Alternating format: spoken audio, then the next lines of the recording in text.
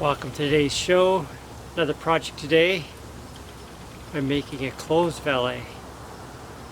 I'm going to make it out of some ash wood that I have here. Let's see if we can find some.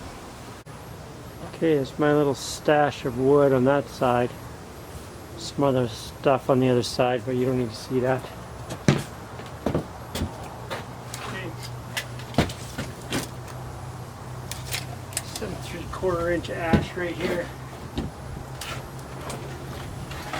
Cleaned already. There it is. It's windy again here in southern Manitoba, but whatever. So I need to make two. These valets. I'm going to make them 12 inches deep, 18 inches wide, and 3 feet high. I'll put a tray on top for your lunch or whatever you're getting ready for the morning. That way you can put your clothes out in the morning. You're organized.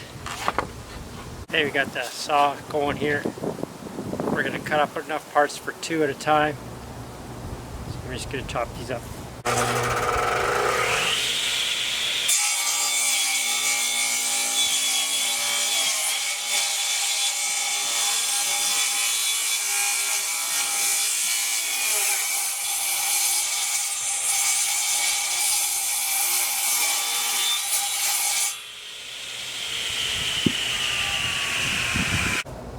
Well, looks like we have enough.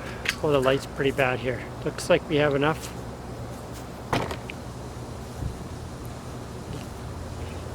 Looks like we have enough here. I have a couple pieces in the garage at the front. Let's have a look.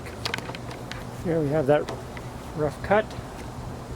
We'll cut them more accurately on the table saw. We'll chop them up. We might have to adapt our pattern, but that's up. That's what it's all about. Let's cut them up later. Okay, they're all done. I'll just rip them through now.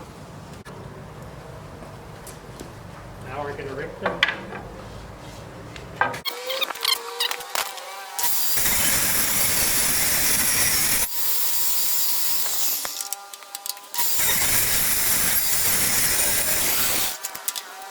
Okay, perfect.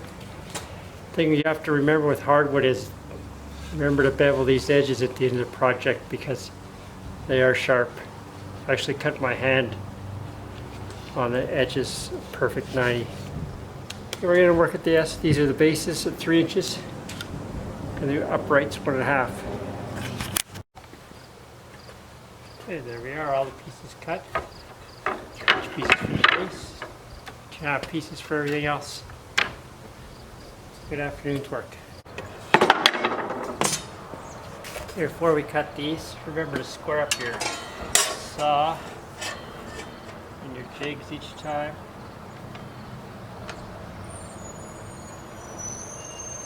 Because they get banged around.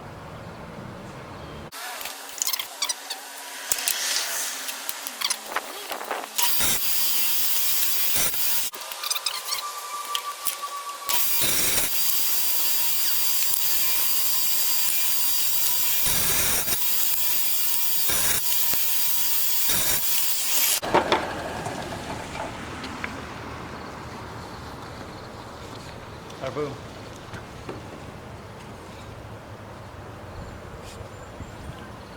Perfect.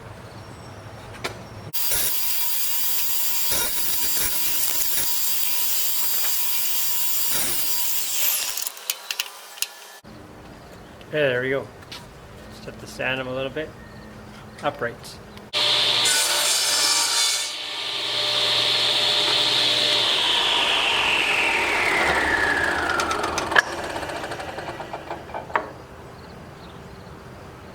The cross pieces at the top to hold them together. These are the base pieces here. Maybe like that. So I'm just going to cut these. They need to be 15 3/4, so I'm just going to cut them 16 for now, and that way I can trim them up if I need to. There's a pile for one. There's a pile for the other. So I'm building 2 at a time here. I'll do some datoing next. Get that set up.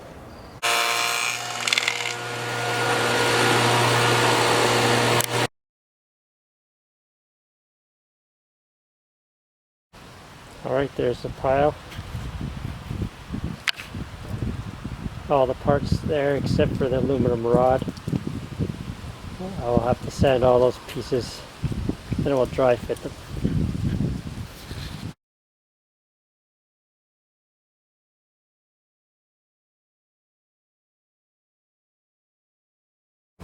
Remember to bevel these edges because they're really sharp. Just take my standard.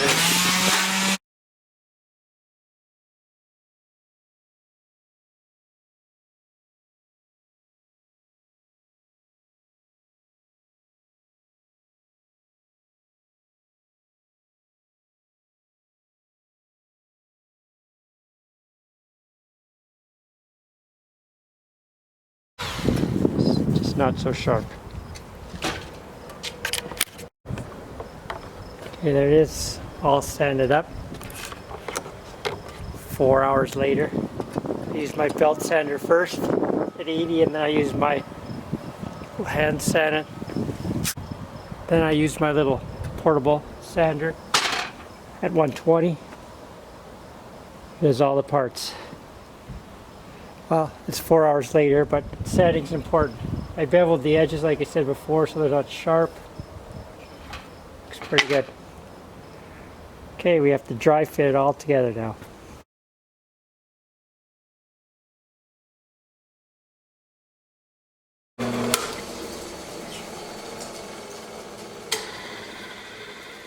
There. Looks like we need a sharper bit, but for the next project. Now we can dry fit these top pieces. Just like that. Just a nice little quick clamp. Right in there. Piece there. So now that we've pre-drilled these holes, we can just drill a little bit. Some screws in here. Okay, put it together. It's done. We're going to put all these pieces together and then put the whole thing together before we take it apart and glue it. Just have it clamped together. It looks okay here.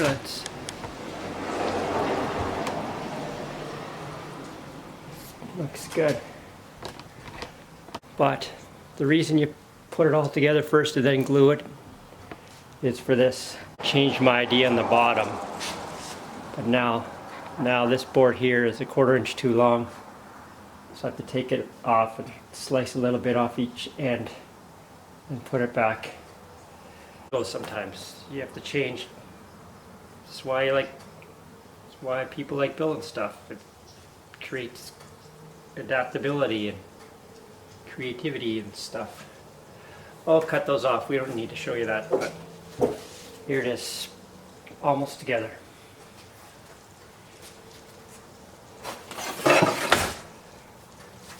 Cut this aluminum rod to fit in here, and it'll be good.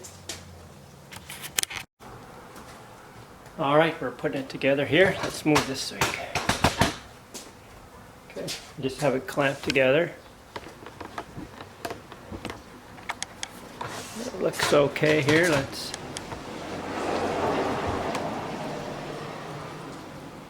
Looks good. But the reason you put it all together first and then glue it is for this. I changed my idea on the bottom, but now this board here is 1/4 inch too long, so I have to take it off and slice a little bit off each end and put it back. But you know that's how it goes sometimes. You have to change. That's why people like building stuff. It creates adaptability and creativity and stuff. I'll cut those off. We don't need to show you that, but here it is, almost together.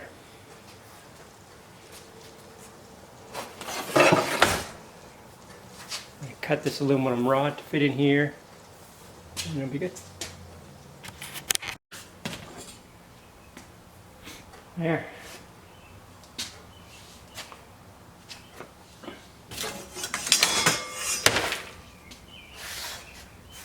cut this aluminum. I wrapped it in a glove so it wouldn't damage it. Alright, here's the final assembly before I put the tray on. Okay, here we are installing the top piece. Just built it up so it's even. Measured around. I already drilled these holes. So when we drill these, it should just be right. Right.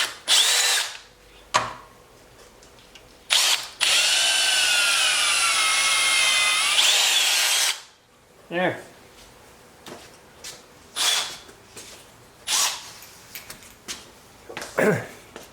We'll drill out these top ones with a bigger bit.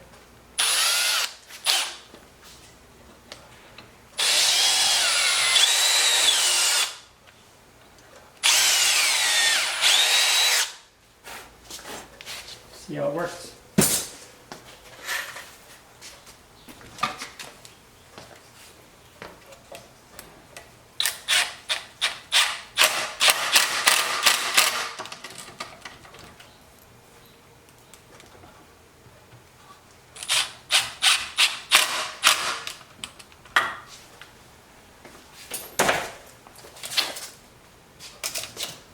Inch and a half, 2, and 2 right on. Let's tighten these down.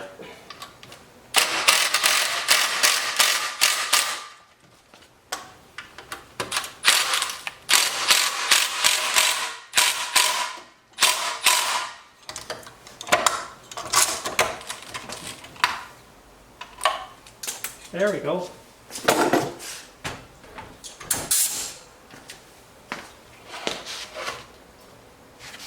That's going to be solid enough. It's going to be great. As you figured out, probably figured out already, I'm building the 2 at a time. And the other one's going to go on here. Screw on here, and then I have a block to hold it onto here. There. That turned out good. All right. Let's get that one ready to go. Okay, we have these all glued together. Put some screws here and here. This one will go into the post. Right here, put a hole, and this will sit right on there like that. Put a block under here. That'll be good.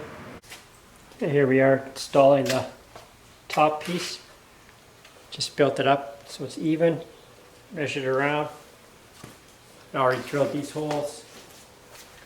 So when we drill these, it should just be right. There we go.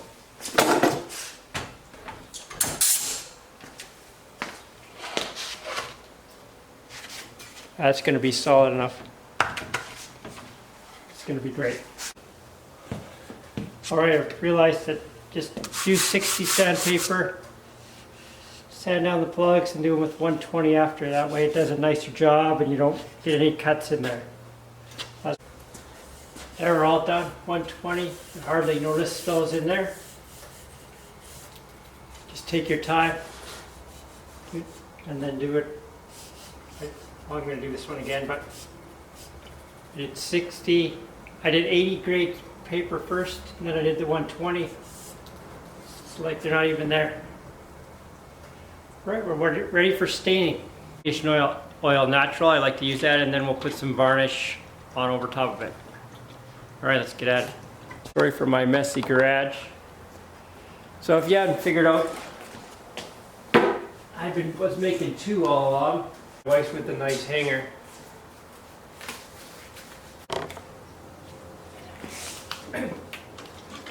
Oh, I like the natural. It just darkens it up a little bit.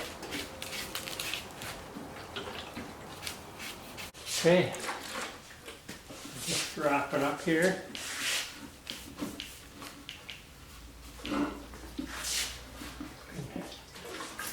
Well, Danish oil, if I'm correct, is a mixture of linseed oil and varnish. So you just keep rubbing it in. You can see already that it's quite a bit darker than it was.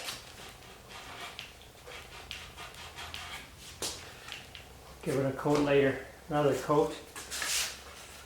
And we'll put some varnish over it. Put some varnish on here. This is Minwax varnish, Hellsman. But I mixed about 25% with mineral oil just to thin it out. Then it goes on more coats, thinner, just is better. Or that's what I found is better. So let's get started here.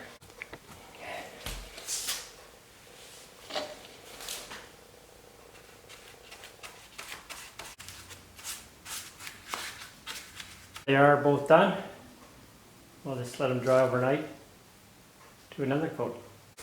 Okay, now I put about 75% methyl hydrate and 25% varnish, and I'm going to do it with this, I think it's about 220 paper, and it just takes all the imperfections off. Just feel it smoothing it out.